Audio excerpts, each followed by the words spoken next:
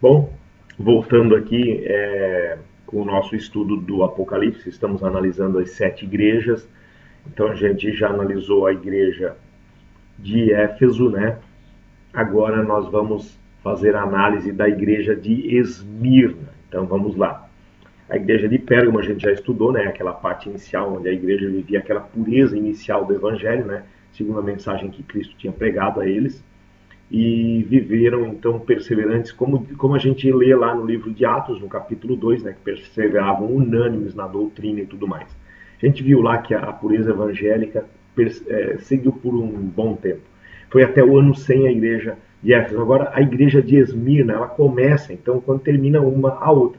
Lógico, né, ela tem aquela aplicação local, ela era destinada também à cidade de Esmirna, que ficava na Ásia, né, para aquela cidade, tinha ali mensagens para eles, mas a mensagem ela também se aplica ao longo da história no segundo período dos 7. Né? Então, o primeiro período de Éfeso terminou lá no ano 100, né? E diante agora do ano 100 segue o novo período, né? Que é o período de Esmirna, eu vou até já dizer para vocês, até o ano 313.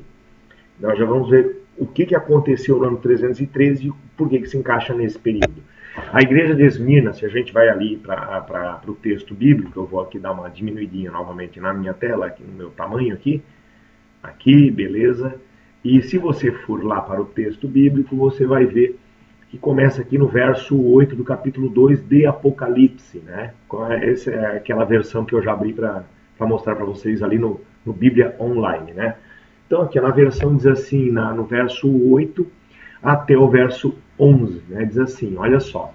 Ao anjo da igreja em Esmirna escreve, estas coisas diz o primeiro e o último, o que esteve morto, olha só, olha quantas vezes fala de morte nessa parte aqui. Esteve morto e tornou a viver. Conheço a tua tribulação, a tua pobreza, mas tu és rico, e a blasfêmia dos que a si mesmos se declaram judeus e não são, sendo antes sinagoga de Satanás. Não temas as coisas que tens de sofrer. Eis que o diabo está para lançar em prisão alguns dentre vós para ser dispostos à prova. E tereis tribulação de 10 dias. Isso aqui é interessante, nós vamos ver que isso aqui se cumpriu literalmente, tá? Ser fiel até a morte, novamente fala de morte, e dar-te a coroa da vida, sempre fala da morte do contrário. Lá em cima também, ó, que esteve morto, mas tornou a viver, né? Aí agora, olha só, quem tem ouvidos, ouça o que o Espírito diz às igrejas. O vencedor, de modo nenhum, sofrerá o dano da segunda morte. Segunda morte, o que é isso? Né? Já vamos ver rapidinho. Essa segunda morte vai ser explicada melhor lá no capítulo 20, mas a gente pode dar uma pincelada rápida aqui. Tá. O que acontece? A igreja de Esmirna era o período do ano 100 ao ano 313. O que foi que aconteceu nesse período? A gente sabe que o apóstolo João morreu no ano 100, né?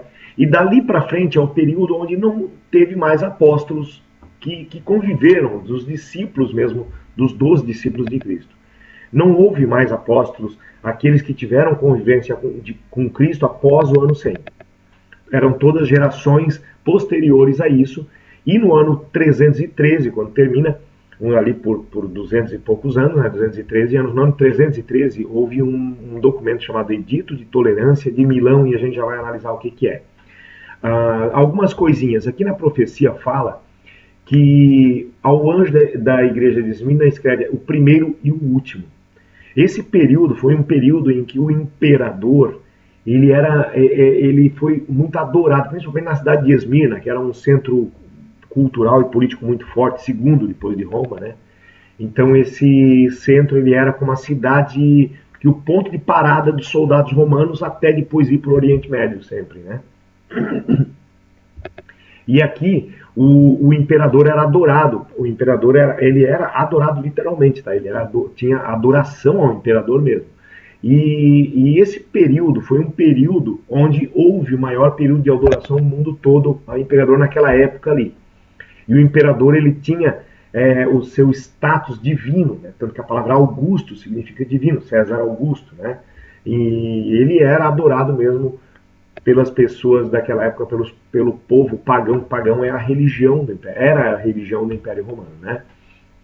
O que aconteceu? Por isso que ele diz o primeiro e o último. Jesus se apresenta como primeiro e o último, porque ele é o verdadeiro Deus que deve ser adorado e não o imperador. Que esteve morto e tornou a viver. Por que ele fala muito do morto e torna a viver? Porque nesse período muita gente morreu. Foi um período de massacre mesmo. A igreja teve muita gente morta. A igreja era perseguida e era derramado sangue a rodo, entende, de cristãos. No primeiro século, aquele da igreja de Éfeso, havia perseguição. Mas a perseguição era mais até pelo próprio povo judeu, havia ali do povo romano também, mas no finalzinho da igreja de Éfeso, o que aconteceu? Foi inaugurado o Coliseu Romano. Nas festividades da inauguração do Coliseu foram mortos mais de 5.000 cristãos para comemorar a inauguração do Coliseu, só para você ter uma noção, né? E daí durante toda a igreja de Esmina, todo o período do ano 100 para frente, a matança continuou.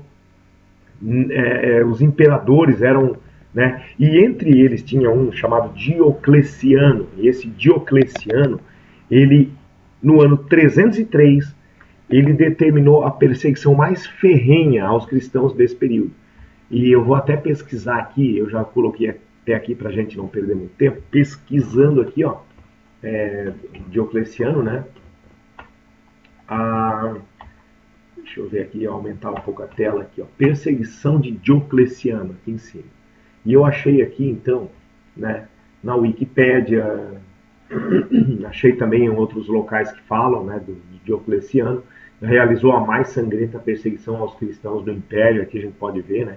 Então a gente vê que aqui o Diocleciano, a gente pegar aqui, por exemplo, esse Wikipédia é o primeiro da lista aqui, eu vou dar uma aumentadinha na tela aqui, e vou pesquisar o ano 313, aqui só para, ó, em 313, tá aqui em cima, não precisa nem pesquisar, ó.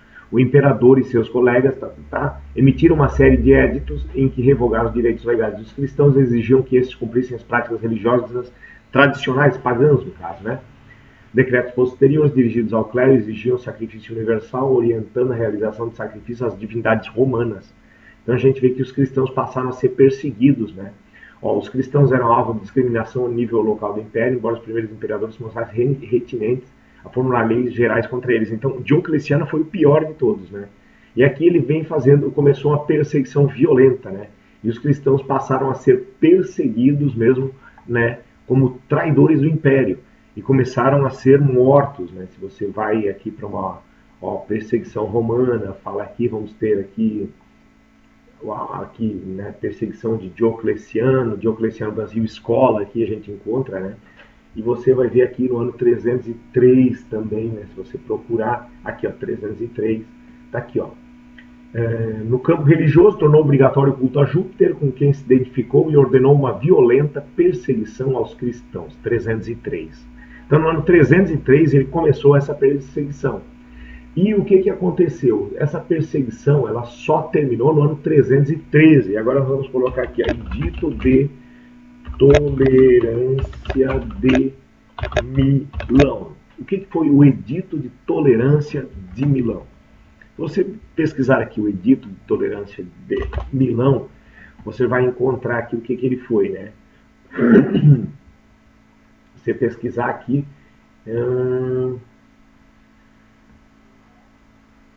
aqui ó, Infopédia, você vai encontrar o Edito de Tolerância de Milão no ano que ele foi. Ó, o Edito de Milão promulgado em 13 de julho de 313 pelo imperador Constantino, assegurou a tolerância e liberdade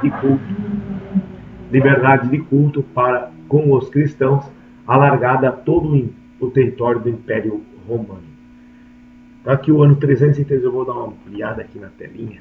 O ano 313 aqui, ó, né? Se olhar aqui, você vai ver que no ano 313, né, houve a promulgação do edito, né, muita gente fala Edito de Tolerância de Milão, que assegurou a tolerância de liberdade de culto para com os cristãos. Então, do ano 303 ao 313 dá 10 anos. Isso se cumpre no texto, né? Mas vai de 10 dias, né? É que na profecia bíblica escatológica, na interpretação escatológica, toda vez que você analisar uma profecia, falando em dias, nós temos que entender como sendo cada dia um ano. Então os dias, eles são anos em profecia. Cada código, cada símbolo em profecia, ele tem um significado. A gente vai perceber que anjo, né, as estrelas são anjos, candeeiros são as igrejas, mulher também é a igreja, mar é água, povos, vento é guerra, e tem vários símbolos que a Bíblia traz, alguns símbolos no Apocalipse que você só vai saber o significado deles quando você vai lá no Antigo Testamento, no Novo Testamento, né? E o dia, um dia em tempo, em profecia, o código tempo, dia, significa um ano em profecia. Então, nesse caso, essa profecia aqui, né, se cumpriu do ano 303 ao 313, onde houve essa perseguição. Ó, tereis tribulação de 10 dias. Ser fiel até a morte e dar-te a coroa da vida. Por quê? Porque aquela hora, aquilo lá foi muito difícil, né? Quem tem ouvido, ouça o que o Espírito das igrejas, o vencedor, de modo nenhum sofrerá o dano da segunda morte. Por quê? Porque a primeira eles iriam sofrer. Iria ter muita gente morta por ser fiel ao Evangelho, ainda que proibido pelo Império Romano. Então, no dia 313, o que aconteceu? Houve edito de tolerância, o cristianismo passou a ser tolerado, o seu culto passou a ser respeitado pelo Império Romano a partir dessa época. Então, essa é a segunda igreja, né? Período de Esmirna. Então, espero que você tenha entendido e que Deus abençoe o nosso estudo sempre. Amém.